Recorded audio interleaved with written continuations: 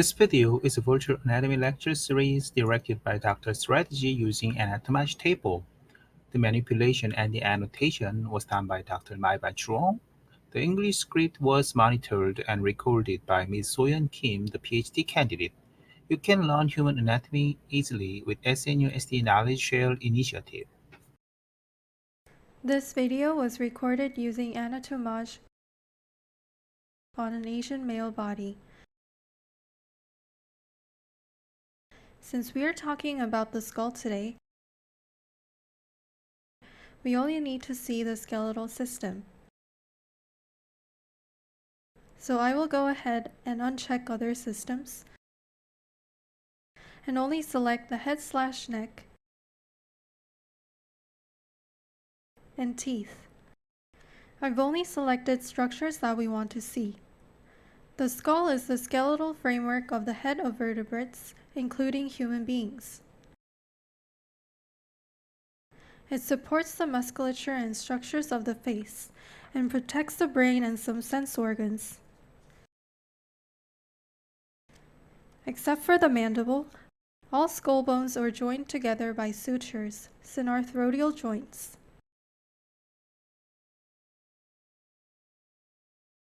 Let's click on the axial view on the menu to focus on the skull. Now let's start with the frontal view of the skull. The frontal view of the skull can also be called an anterior view or facial view. The skull is usually ovoid in shape. It is wider at the top and narrower at the bottom. The facial view of the skull is mainly composed of the facial bones except for the frontal bone. The frontal bone is included in the neurocranium or cerebral cranium. In the anterior view of the skull, we can see the frontal bone, nasal bone, zygomatic bone, maxilla, and mandible. These 5 bones primarily occupy the anterior aspect of the skull. Some of the bone parts are broken down into smaller sections. The sphenoid bone, parietal bone, temporal bone, lacrimal bone, ethmoid bone, palatine bone. The anterior view can be subdivided into 5 regions: the frontal region, zygomatic region, nasal region, jaw region, and orbit. Now I will talk about the frontal region first. The frontal region is composed of the squamous part of the frontal bone, which encompasses the area of the forehead, the main region of the forehead above each orbit.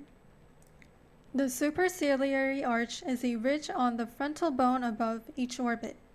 The smooth and slightly elevated surface above the nasal root is referred to as glabella.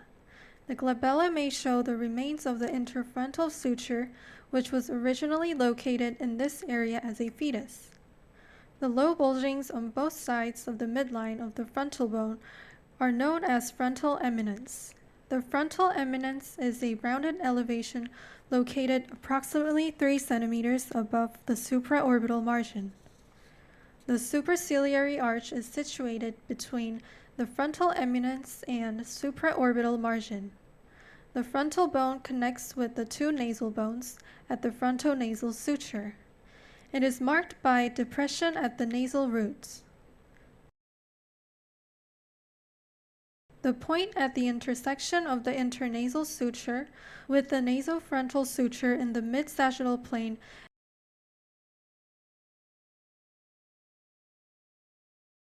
is the anthropometric landmark known as nasion. Below the superciliary arch, there is a supraorbital margin. The supraorbital margin forms the upper boundary of the anterior base of the orbit and separates the frontal squama from the orbital portion of the frontal bone. In the medial 1/3 of the supraorbital margin, there is a supraorbital foramen or notch that transmits the supraorbital artery, nerve, and vein. The next one is the zygomatic region. The zygomatic region is the region of the face outlined by the zygomatic bone, the prominent upper lateral part of the cheek. There are small zygomatical orbital foramina located bilaterally on the orbit process of the zygomatic bone, which transmit the zygomaticofacial nerve and zygomaticofacial vessels. The next region is the nasal region. The nasal region is composed of nasal bones and frontal processes of the maxilla. The frontal process of the maxilla ascends posterolaterally to articulate with the nasal bone medially, superiorly with the frontal bone, and laterally with the lacrimal bone. The nasal region is also composed of the perpendicular plate of the ethmoid bone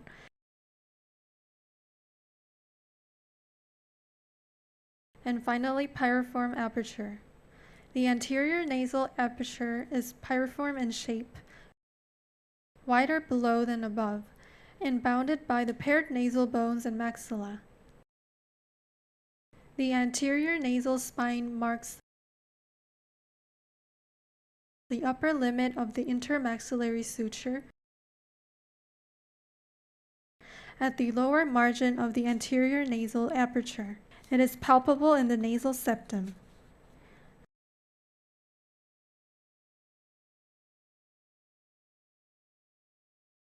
This is the intermaxillary suture. The large space inside the anterior nasal aperture is the bony nasal cavity, which is separated by the bony nasal septum. Let's move on to the next region in this session, which is the jaw. There are the maxilla, mandible, and upper and lower teeth in this region. Maxilla holds the upper teeth, shapes the middle of the face, and supports the nose. Mandible supports the bottom row of teeth and gives shape to the lower face and chin. This is the bone that moves as the mouth opens and closes. There is infraorbital foramen in the maxilla.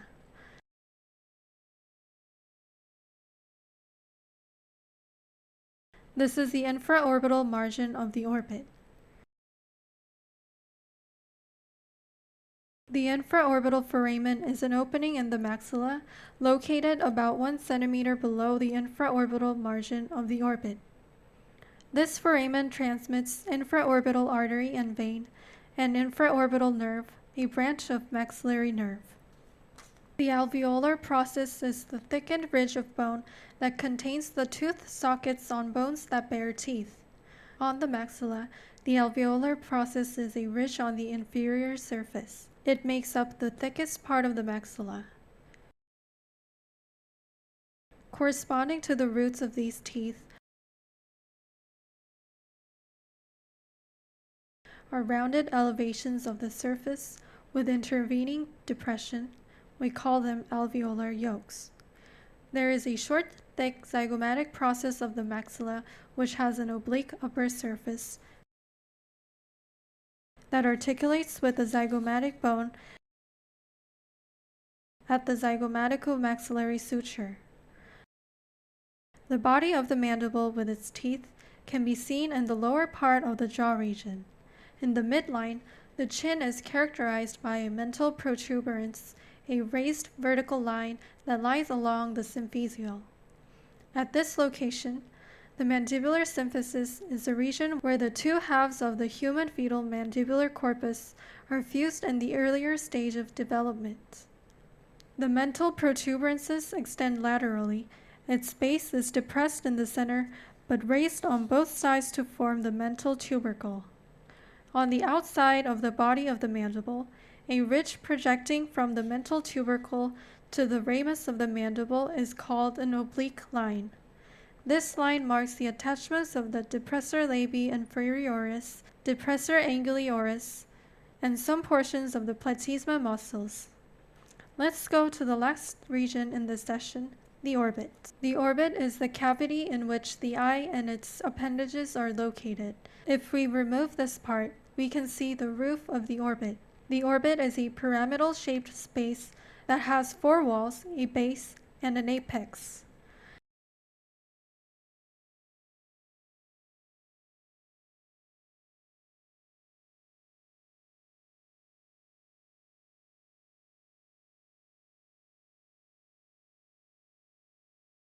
This is the roof of the orbit.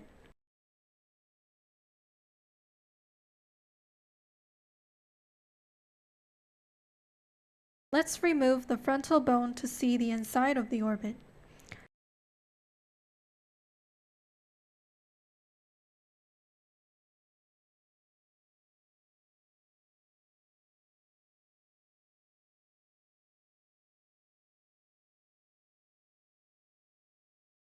These are the medial wall, lateral wall, apex, and base.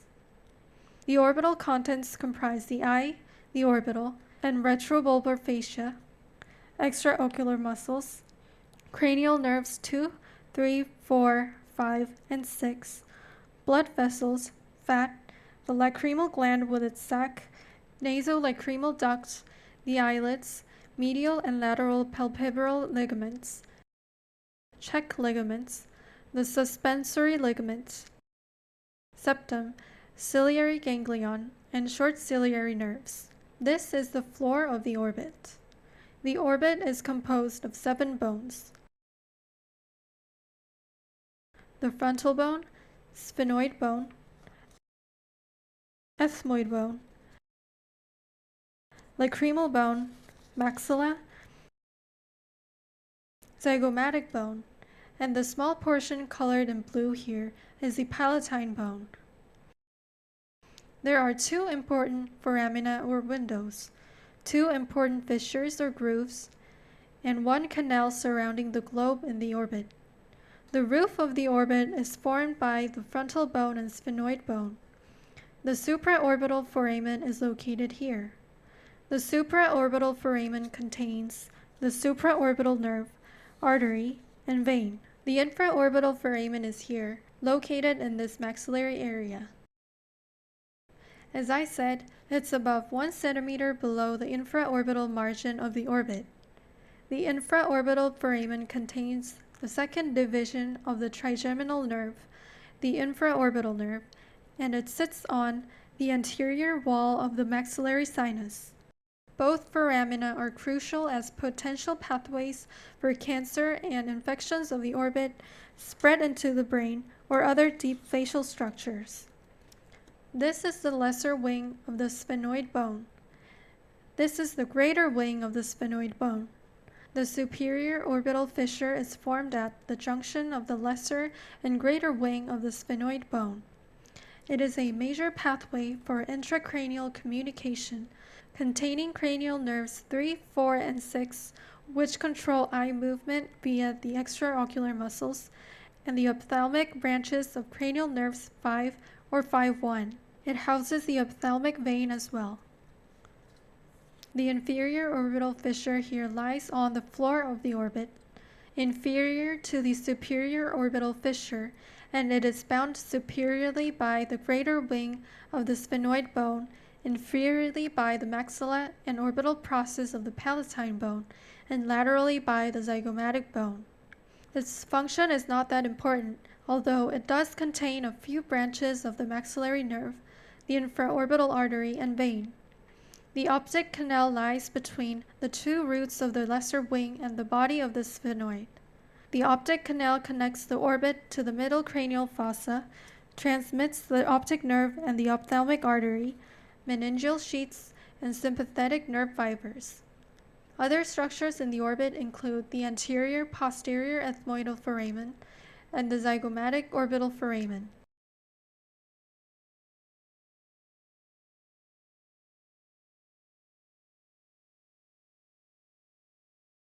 Let's continue with the medial wall of the orbit.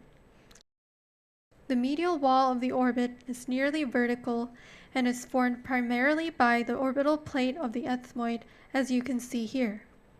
The orbital plate of the ethmoid bone connects with the medial edge of the orbital process of the frontal bone at frontoethmoidal suture that is interrupted by anterior and posterior ethmoidal foramina. Posteriorly, it articulates with the body of the sphenoid bone, which forms the medial wall of the orbit to its apex.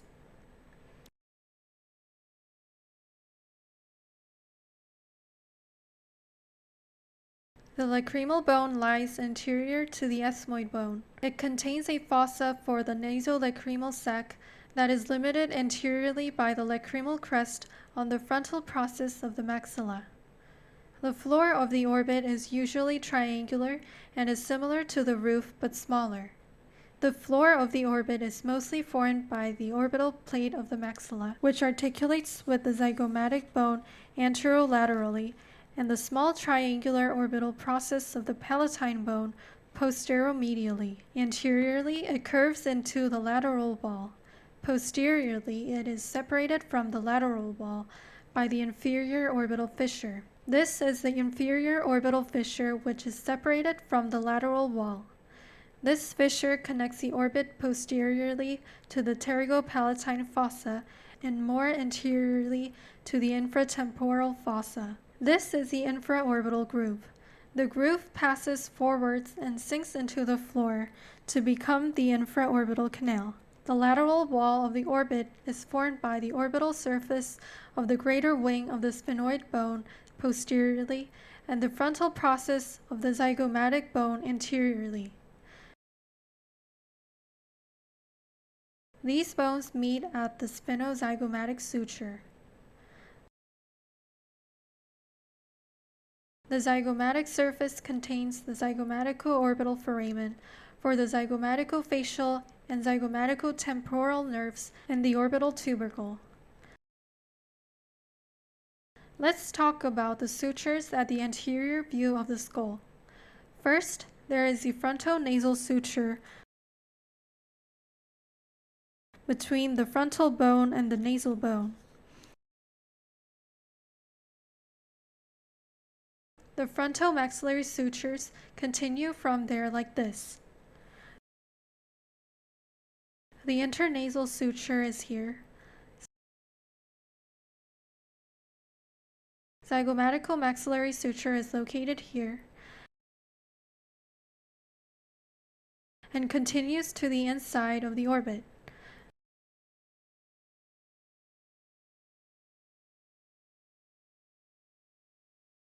The nasomaxillary sutures are here.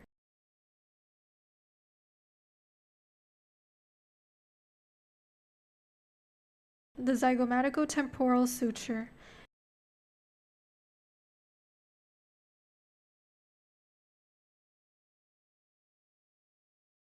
Intermaxillary suture.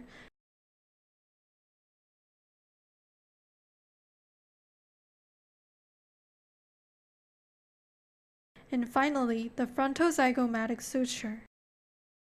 Thank you for listening.